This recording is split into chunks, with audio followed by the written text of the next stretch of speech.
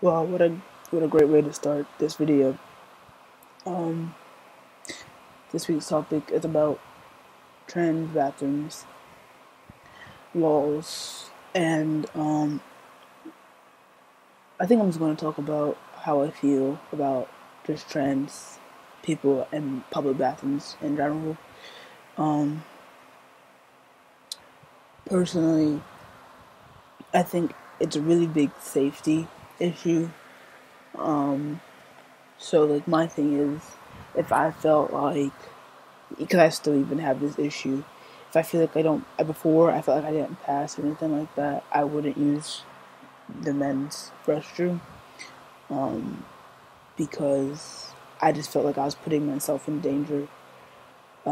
But I also had problems using the women's restroom, not so much partially because I just felt wrong, and also because I would get like a lot of stairs. Like I feel like I passed well enough to get stairs to go into the women's restroom, but I didn't pass well enough to not get stairs in the men's bathroom, if that makes sense.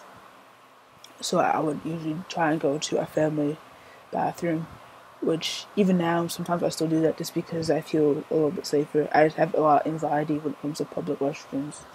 I just feel like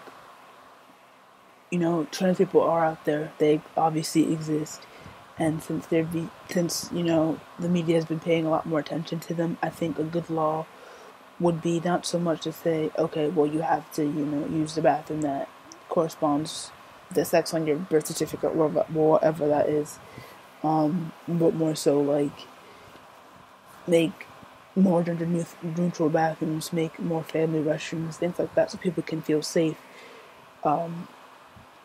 Because it's just not as black and white, I feel like, as they're making it out to be. Because as you see people who pass well, if I go into a women's restroom, I'm gonna get stared at. I'm gonna get yelled at. It's that happens, and I just feel like it can't be as black and white as they're making it. I think they need to make more gender neutral bathrooms, more transgender bathrooms specifically for trans people, so they can be safe, and that it just needs to be that way. They talk about, oh, well, then a man can go in a dress and just go. Well, that's not a transgender person. That's just a sick-minded man. That's really all that is. And I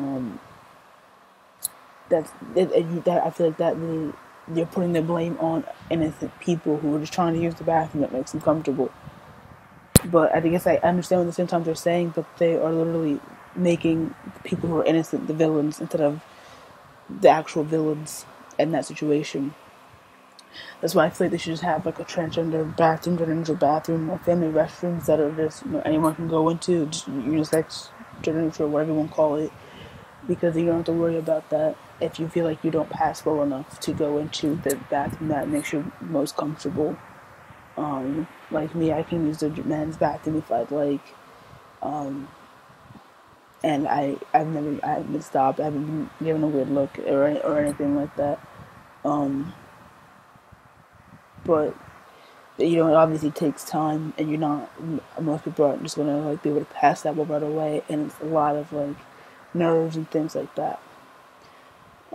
That's just my opinion. I just feel like a lot of the way they're going about it is really just making trans people look like the villains, and just not really understanding it properly and fully.